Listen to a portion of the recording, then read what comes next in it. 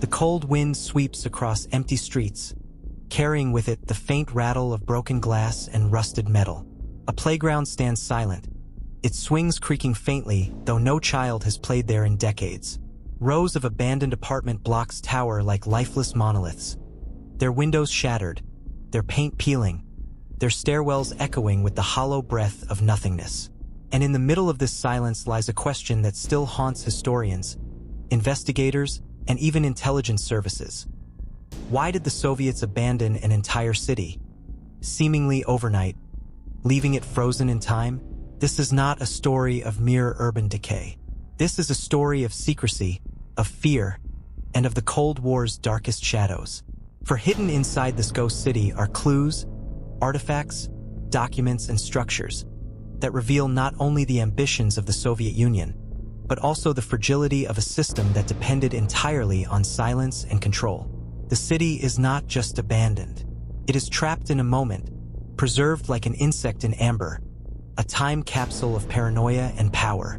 But before we step into these crumbling streets, we need to understand the stage on which this story was set. The Cold War was a conflict unlike any other. Two superpowers, the United States and the Soviet Union, stared each other down across oceans, borders, and ideologies. The West promised freedom, democracy, and capitalism. The East offered socialism, order, and collectivism. At least, that was how the propaganda machines painted it. In truth, both sides spied, schemed, and sacrificed entire populations for the sake of dominance. Every city, every base, every research lab mattered. And deep inside the Soviet Union, far away from prying eyes, the Kremlin had built an entire network of secret cities. Some were military testing sites. Others were designed for nuclear research. Many never appeared on official maps. Residents needed special permits to live there, and they were sworn to secrecy. These were known as closed cities, places that officially did not exist, but were very real to the tens of thousands who called them home. One of these places, however, has come to embody the eerie legacy of the Soviet dream. A ghost city that today still stands as it was decades ago, abandoned but not destroyed, preserved yet decayed. A place where time stopped suddenly and never resumed. Imagine walking into a school building. The blackboard is still covered with chalk equations. Children's drawings are taped to the wall, their colors faded but still recognizable. Textbooks lie open on desks, as if the students had just stepped out for recess, but never returned. In an office nearby, typewriters sit on desks with half-finished reports inside.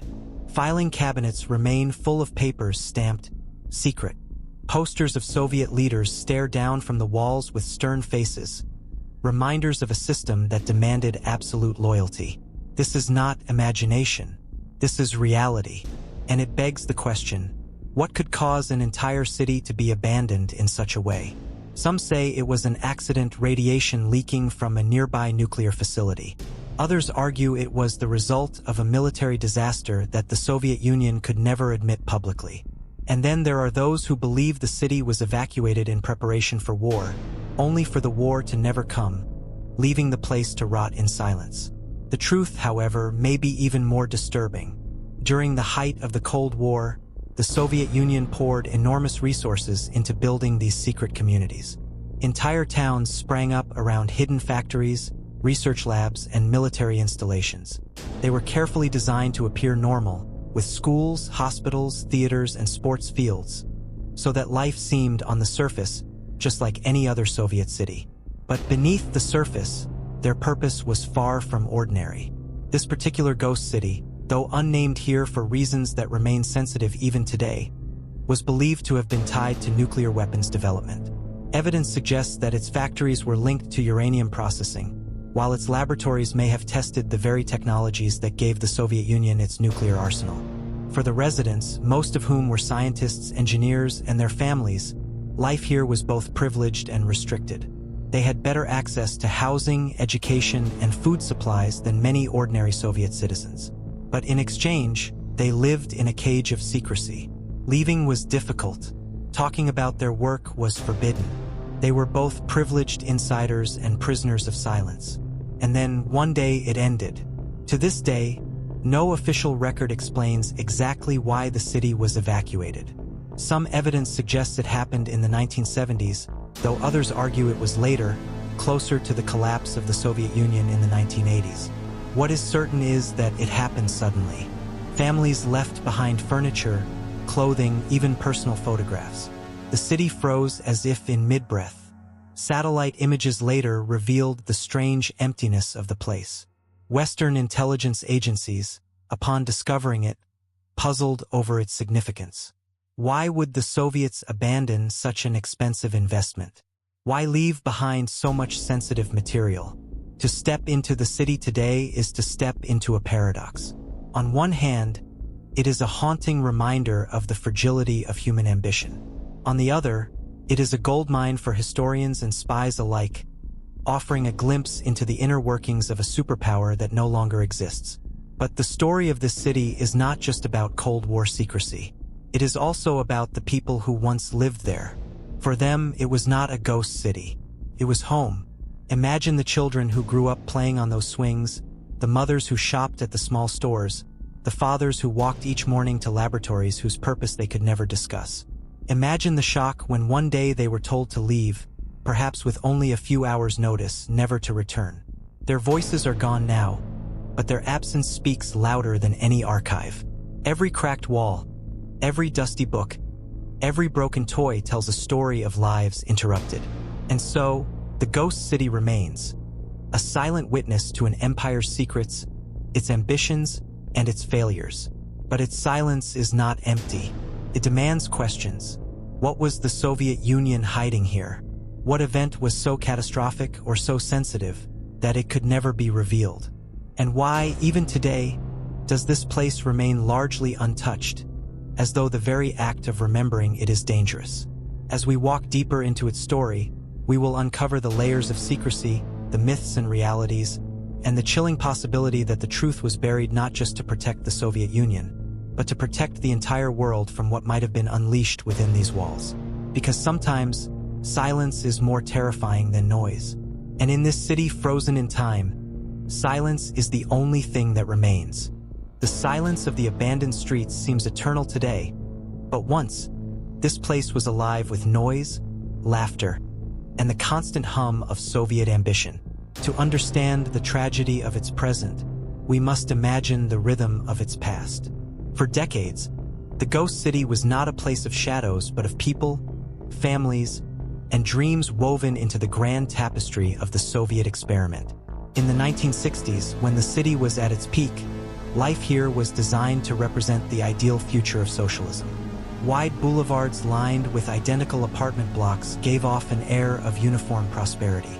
Every building was a replica of the one beside it, symmetry replacing individuality. Yet within those walls, behind the gray concrete, lived families who tried to make the best of the life prescribed to them by the state. Mothers decorated their small flats with lace curtains and patterned rugs. Fathers, often employed in the factories or military research centers, brought home whatever goods they could find, while children played on cracked basketball courts and climbed rusting jungle gyms in schoolyards. The city had everything it needed to function independently. Schools taught the Soviet curriculum with military precision, drilling the young in history that glorified the revolution and painted the West as an eternal threat. Libraries stocked shelves full of Lenin's speeches, Marxist-Leninist theory, and heavily censored literature. Cinemas showed patriotic films in black and white, where heroic Soviet soldiers defeated fascists and spies with unwavering loyalty.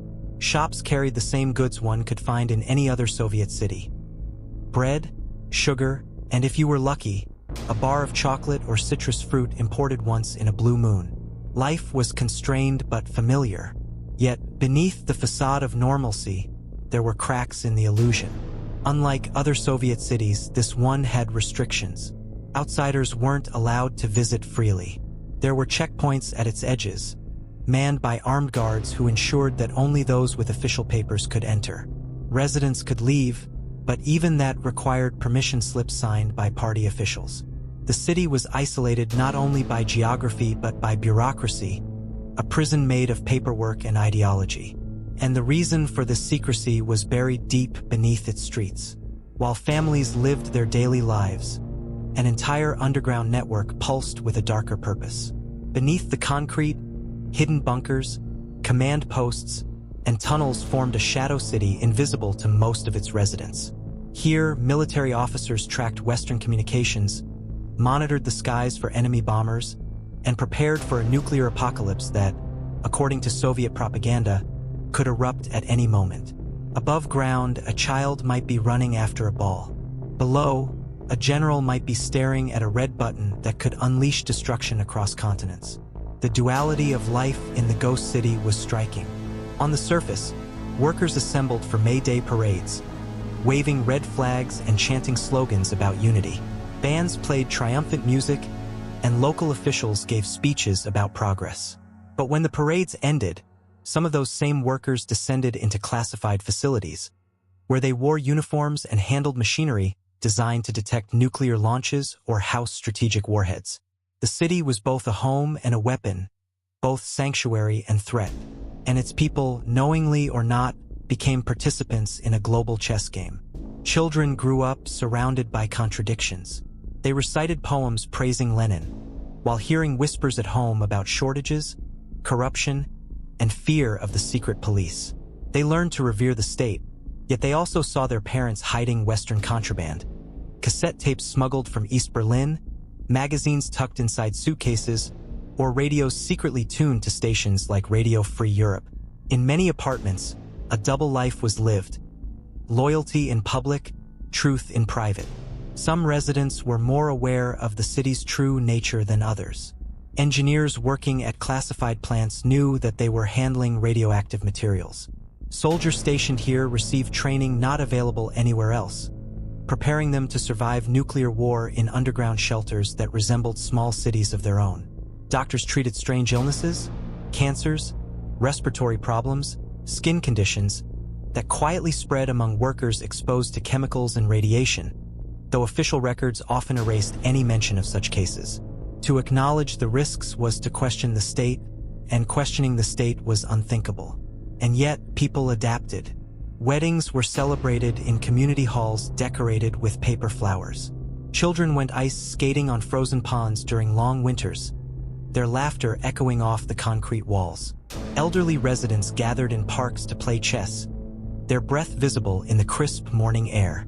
Life went on, as life always does, even in the shadow of danger.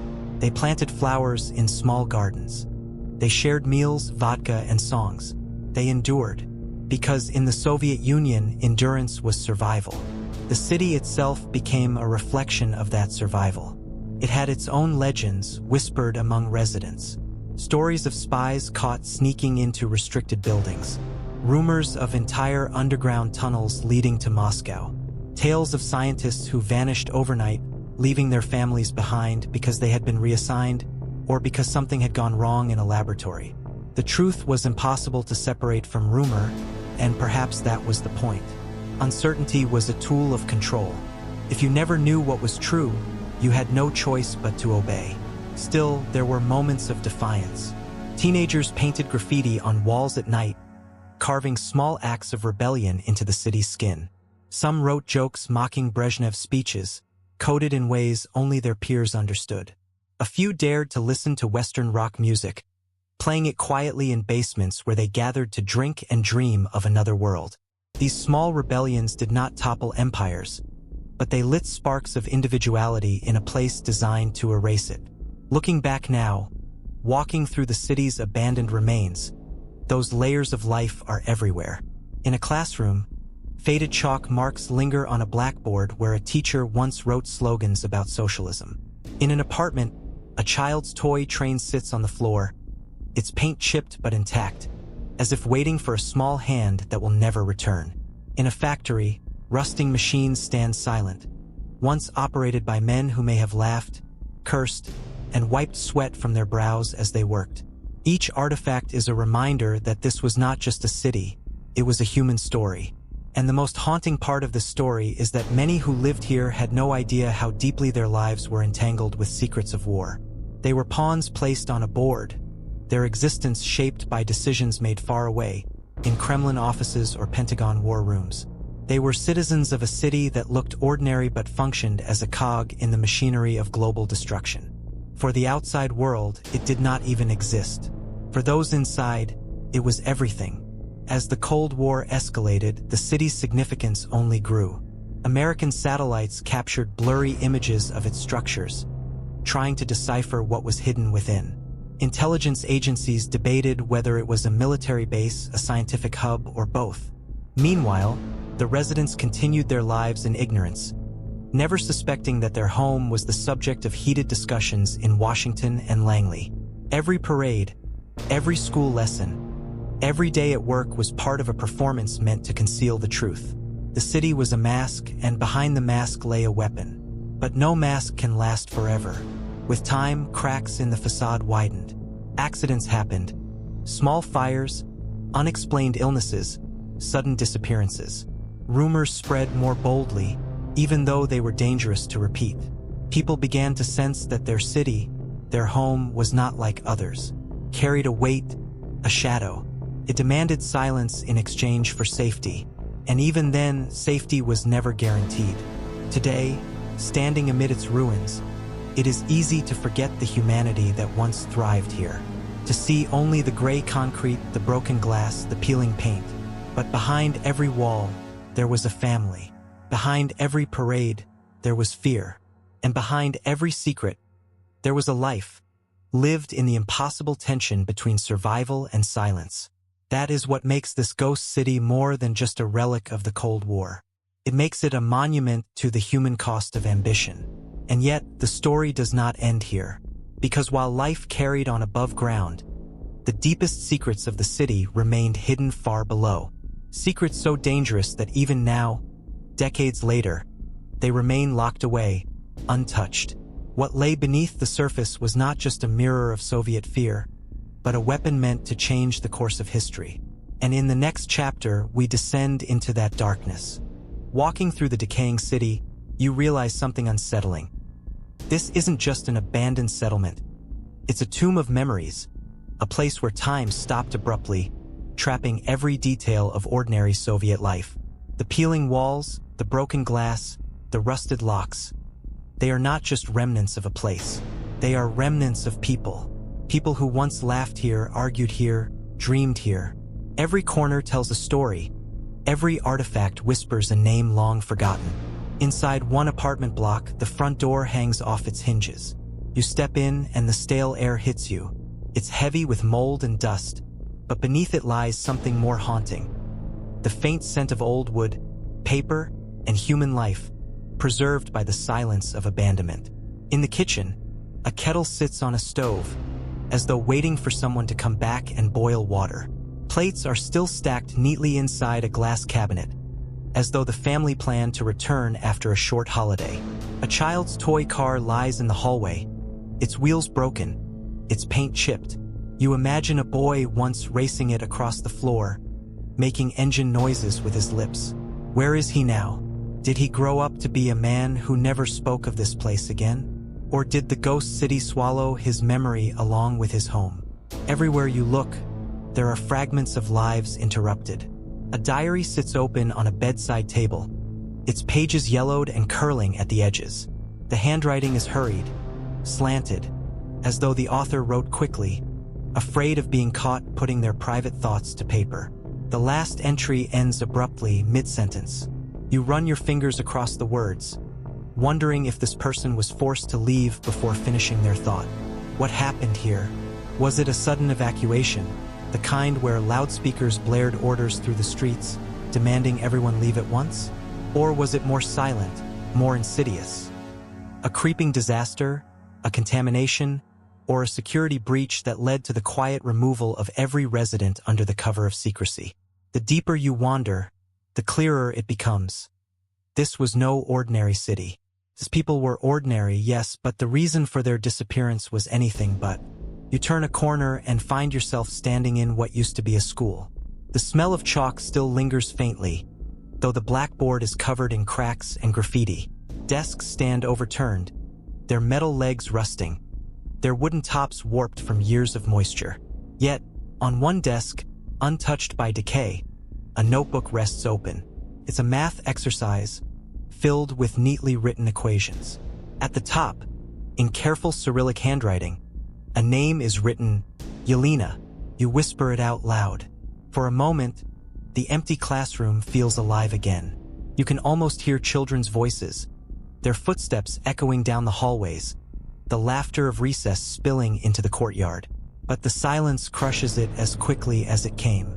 In the gymnasium, a faded basketball still lies on the floor. Its rubber is cracked, its once orange color now a dull brown. The hoops hang loosely, one net completely gone, the other barely clinging to the rim. You picture games played here, sweaty faces, coaches shouting encouragement, dreams of Olympic glory inspired by Soviet propaganda. Sports were not just hobbies here, they were a matter of national pride, a weapon in the battle of ideologies. But now, those dreams have vanished, leaving only dust. It isn't just the ordinary life that unsettles you. It's the overlap of civilian existence with the hidden machinery of a military state. In one building, you stumble into what looks like an office. Rusted typewriters are still lined up neatly on desks, as though waiting for workers to return and finish typing their reports. Filing cabinets stand closed, but some have been pried open, papers scattered across the floor. You bend down and pick one up. The Cyrillic letters are blurred from water damage, but you recognize the words, secret. A shiver runs down your spine. What kinds of reports were written here? Were they monitoring citizens? Tracking foreign spies? Planning strategies in the Cold War chess match? One floor above, another office reveals a more sinister clue. Maps are pinned to the wall, marked with red circles and lines stretching across Europe. Some are military bases, others transportation hubs. One city in West Germany is underlined 3 times. The Cold War wasn't just fought in the shadows of Washington and Moscow. It was fought in places like this, hidden corners of the Soviet Empire where intelligence officers and military planners drew lines that could decide the fate of millions. But where are those people now? Did they simply vanish with the city? Were they relocated to another hidden base, forced into silence by the KGB? Or did something darker happen? Something that ensured no one would ever speak of this city again. As you leave the office building, you notice something eerie outside. The playground stands frozen in time. A rusted merry-go-round leans to one side, its paint flaking off in streaks of red and green. Swings hang motionless, their chains squeaking when the wind brushes them. A small slide, once bright yellow, is now dull gray with rust. It is the most haunting sight of all, because playgrounds are supposed to be full of life, of joy, and here it sits, silent and lifeless, a monument to children who once laughed but whose voices have been erased. You start to understand the cruelty of abandonment. A ghost city doesn't just preserve buildings, preserves absence. It becomes a mirror of loss, reminding us not only of what was once there, but also of what will never return. The silence weighs on you more heavily the further you go. Every footstep echoes like a gunshot. Every creak of a door sounds like a whisper. Sometimes you catch yourself looking over your shoulder, convinced someone or something is following you. It's not ghosts you fear, but the past itself. The past feels alive here, stalking you, demanding to be remembered. And then, in the middle of the city square, you see it, a statue. It's tall, towering, a bronze figure of Lenin, his arms stretched outward, pointing toward a future that never arrived. The statue is cracked, its face smeared by rain and dirt, pigeons nesting on its shoulders. Yet it still stands, defiant, as though watching over the empty streets. You stare at it, realizing this was more than just a city. It was a symbol of faith. Faith in a system, in an ideology, in a promise that everything sacrificed would lead to a glorious destiny. But now, Lenin points only toward silence and decay. You wonder about the families who lived here. Did they ever speak of it after leaving? Were they allowed to? Imagine being forced to abandon your home overnight, carrying only what you could, forbidden to ever tell anyone where you once lived.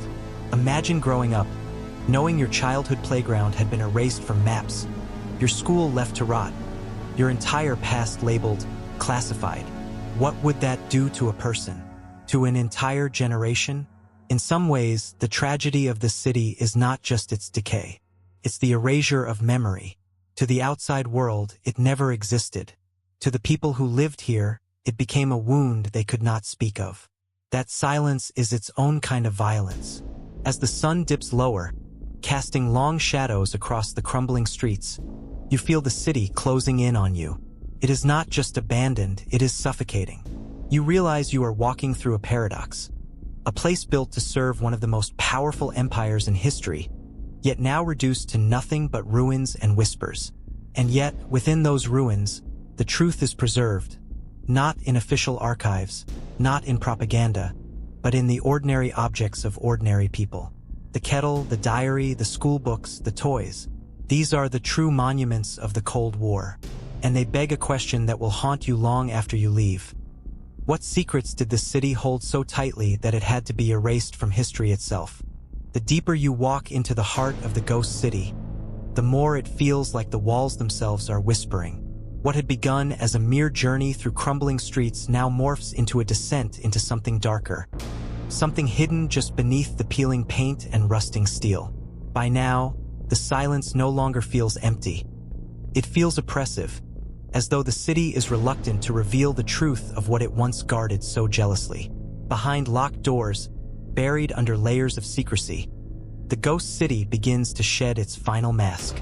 The explorers found themselves inside a massive, windowless building, its walls reinforced with thick concrete, far sturdier than the residential blocks or decaying schools they had passed earlier. The air inside was cooler, stale, as though it hadn't been disturbed for decades. Their flashlights cut into the darkness, revealing rows of machines, consoles, and steel lockers marked with faded Cyrillic letters. Dust motes danced in the beam of the lights like ghosts suspended in midair. What was this place? A warehouse? A power station? The markings on the consoles suggested otherwise. Here were panels with dials, knobs, and switches. Faded instruction charts still hung on the walls, and at the far end of the hall sat something unmistakable, an emblem of the Soviet military, partially torn but still visible, glaring down like an all-seeing eye. This was no mere city utility. This was command infrastructure. What followed was the slow, cinematic revelation of the city's true identity. For years, rumors had circulated about closed cities in the Soviet Union. Places so secret that they were erased from maps and their residents forbidden to speak of them, even to relatives. Many were linked to the nuclear program, serving as research hubs, military staging grounds, or industrial centers working around the clock to feed the Cold War machine. And now, here was living, or rather, decaying proof of that reality.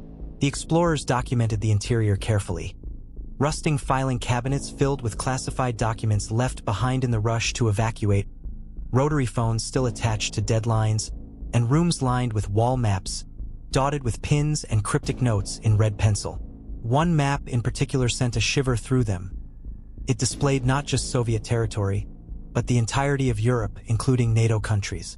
Strategic notes indicated troop positions, supply routes, and even nuclear strike targets.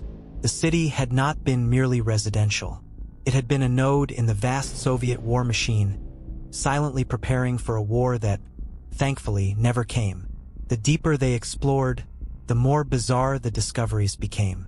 One room was set up like a mock American living room, complete with Western magazines, Coca-Cola cans, and television sets imported from abroad. It was a surreal time capsule, built for training Soviet agents to blend into Western society. On the floor, scattered across the room, were photographs of American soldiers, cut out from newspapers and annotated with notes in Russian. The explorers whispered among themselves, their voices barely audible in the stale air. This was not just a ghost town, it was an intelligence training ground, a laboratory of espionage hidden in plain sight. Imagine, for a moment, the paranoia of that era. A world in which entire cities could be erased from public record, filled with people who lived, worked, and died in secrecy, never allowed to leave, never allowed to speak. Their children grew up behind walls of silence, educated under the watchful gaze of men in uniform, trained for futures that served only the interests of the state. The ghost city wasn't just frozen in time, it was frozen in fear. In another building, they stumbled upon a sealed chamber whose heavy steel door had been forced open long ago. Inside were rows of lead-lined containers, some still intact, others overturned. Radiation meters in the explorers' hands began to tick, slowly at first, then faster, until the steady rhythm grew into an urgent warning. The air grew tense. These were no ordinary storage units. These had been containers for radioactive material.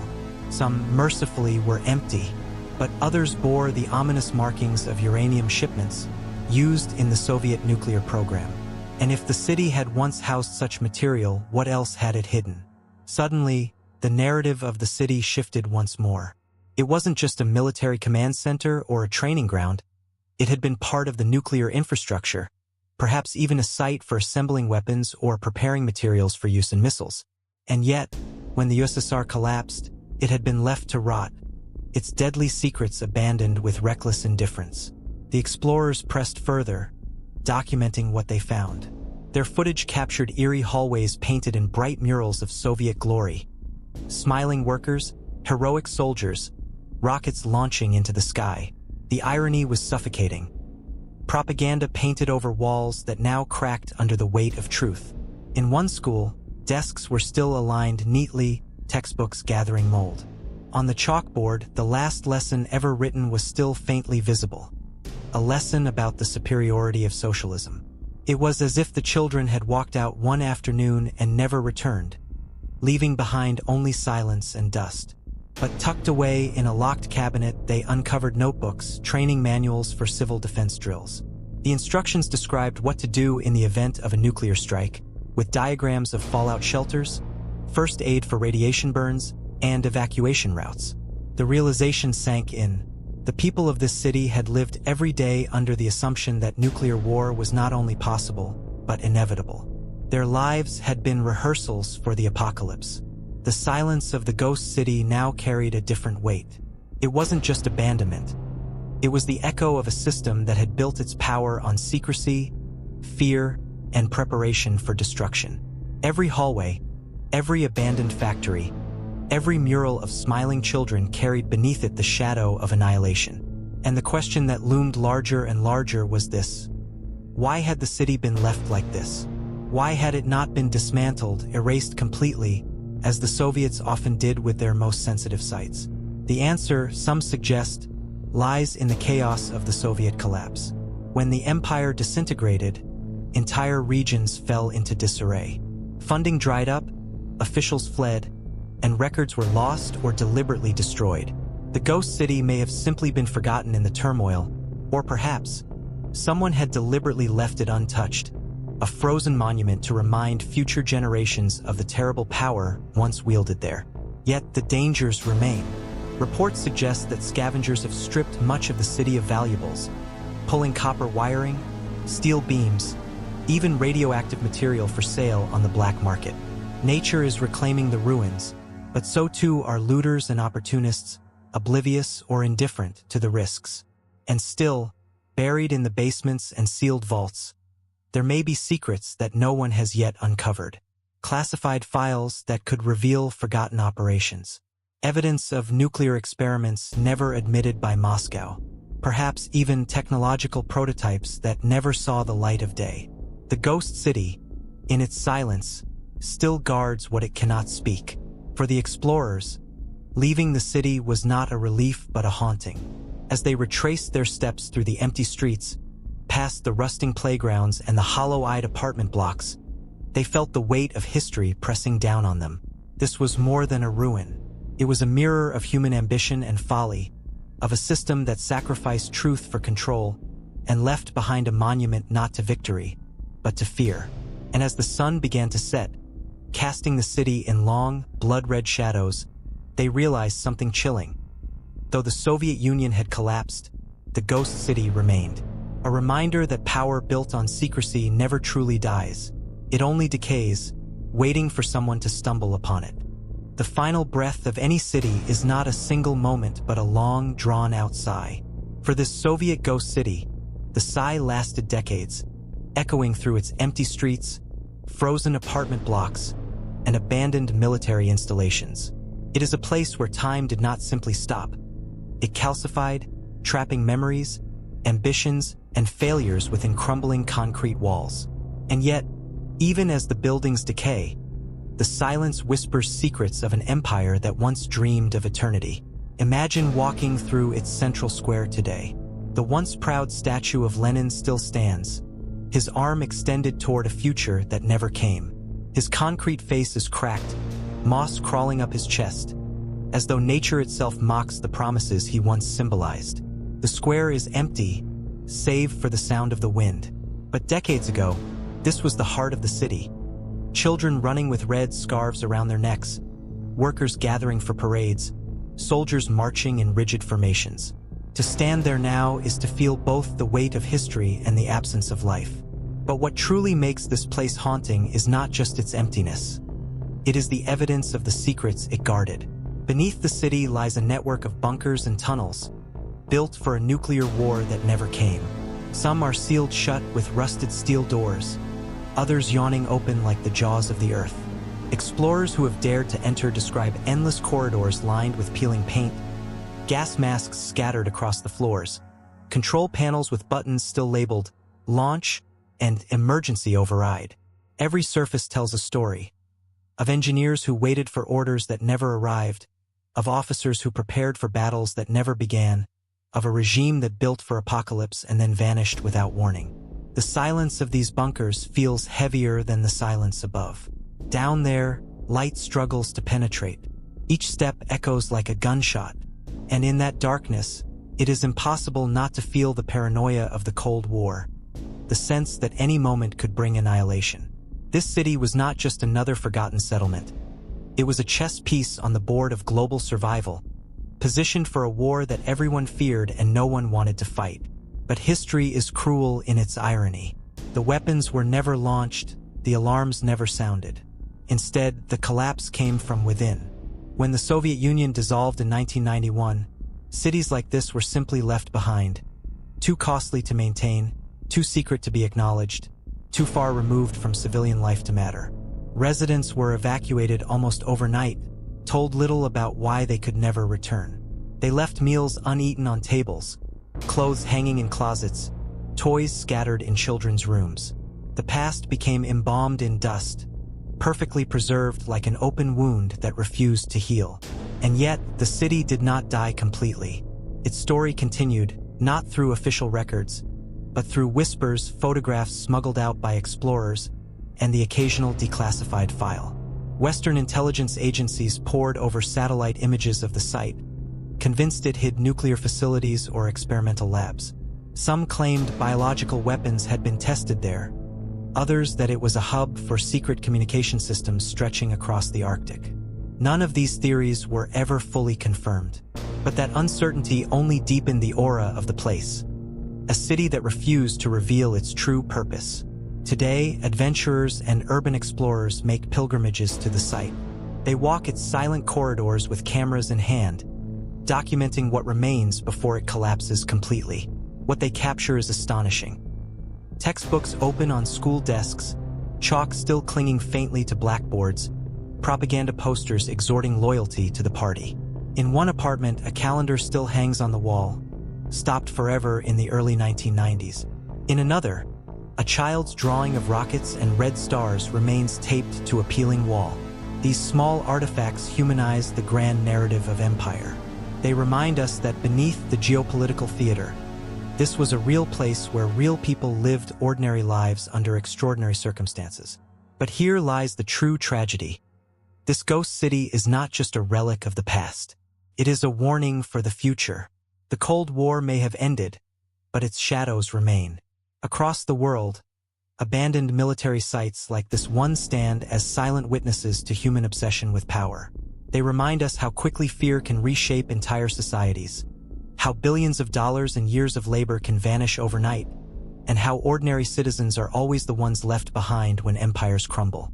Walking through its streets, you cannot help but wonder, how many other cities lie hidden, erased from maps, their stories buried in silence?